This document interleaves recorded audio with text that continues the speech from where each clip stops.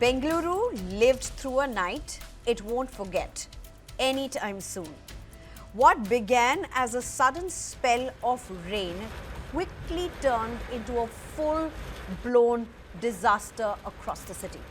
At least 10 people lost their lives, including 2 due to electrocution. The biggest tragedy unfolded near the Boring and Lady Curzon Hospital, where a compound wall collapsed, claiming 7 lives in seconds. Across Bengaluru, streets were flooded, with water levels rising up to 2 to 3 feet in several areas. Key zones like MG Road, Church Street, KR Circle and Silk Boat Junction were among the worst hit. Vehicles were left submerged, open drains turned into hazards and dug up roads only made things worse. Public transport took a massive hit. Metro routes were affected, roads were gridlocked, and thousands of commuters were stranded during peak hours.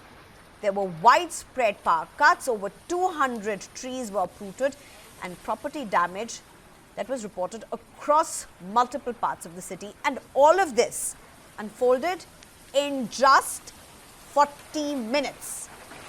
40 minutes of rain left Bengaluru crippled. A 40 to 90 minute storm dumped over 110 millimeters of rain, making it the wettest April day Bengaluru has seen in over 2 decades, breaking a record that stood since 2001. In some areas, hailstorms were so intense that parts of the city looked like they had been having a snowfall in peak summer.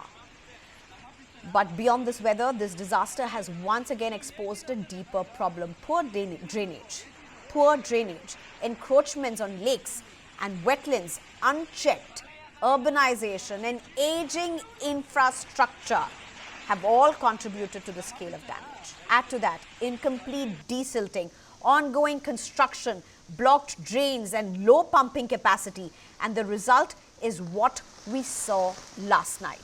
A natural weather event, no doubt. But the scale of destruction is raising serious questions about Bengaluru's preparedness, because this isn't the first time the city has been flooded, and unless something changes, it may not be the last. I'm being joined at this point by Dr. Sudhir Krishna, the former Secretary, Urban Development, Government of India, Sandeep Anirudhan, who's a civic activist from Bengaluru, also Dr. Rajagopal Kamath, research and science writer. Thank you very much, all three of you, for joining me. Well, at this point, Sandeep Anirudhan, first to you. You live in Bengaluru. You love Bengaluru. 40 minutes, roughly 40 minutes. Some say around 90 minutes whatsoever. The worst of that rain was around 40 minutes. The wettest April in possibly 2 decades. However true that is, what do you make out of what happened yesterday? Were you among those who were stranded, by the way? No, Sneha, hi. Thanks for having me on your show. Bangalore had it had cloudbursts in certain parts.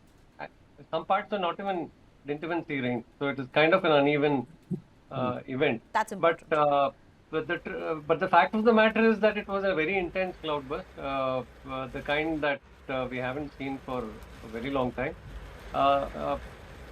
Scientists attribute it to climate change. But the unmissable part of this whole situation is the unpreparedness of the city. It's not just unpreparedness, it's the complete ruin of the city. Bengaluru was a spawn city if you go back about 50 to 100 years. And this is what Chinese cities, after having gone through concretization, having realized it's a mistake, have moved towards a policy of setting up spawn cities. What are spawn cities? You set up wetlands which soak in all the rains and provide drainage, store them underground so that we have water security as well. But this is what Bengaluru was. And from there, if you could just go back 5 decades, we had about 70% green cover. We had almost 30% wetland cover. Today, if you look at the statistics, Bengaluru has only 2% green cover left. That's a net loss of 97% of our green cover. Nobody is even talking about it. This has happened in one, not even a lifetime, less than a lifetime. And then the wetlands have been reduced by another 95%. We only have about 5% of our wetlands left. All our wetlands, the marshes especially, are getting covered by real estate. They just dump soil, level it. These are protected under the wetland rules. Nobody's even aware of it.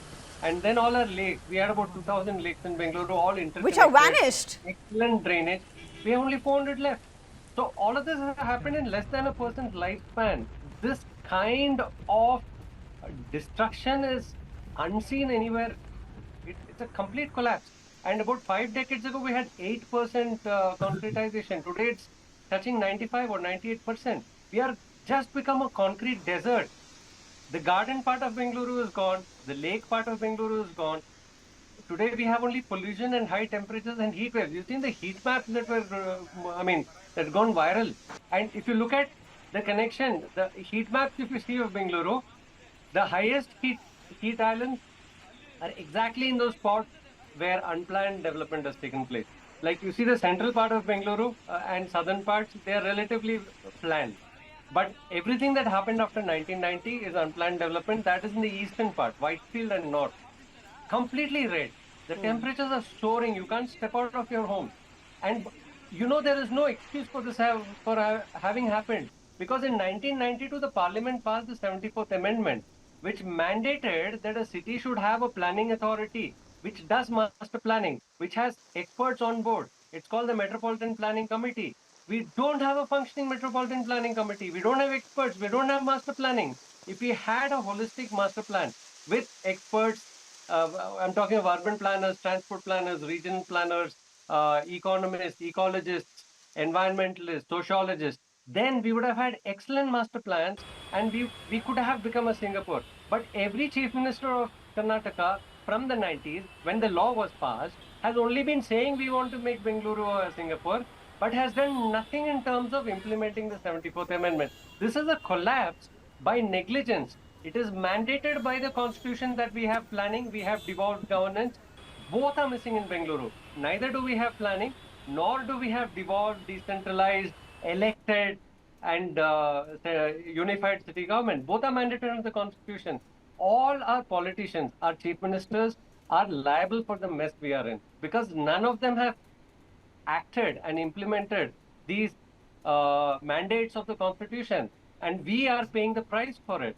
We have actually, this is an artificial mess. This is not at all a natural disaster because Bengaluru had excellent environmental resources going Right. for it. We destroyed it completely. Right.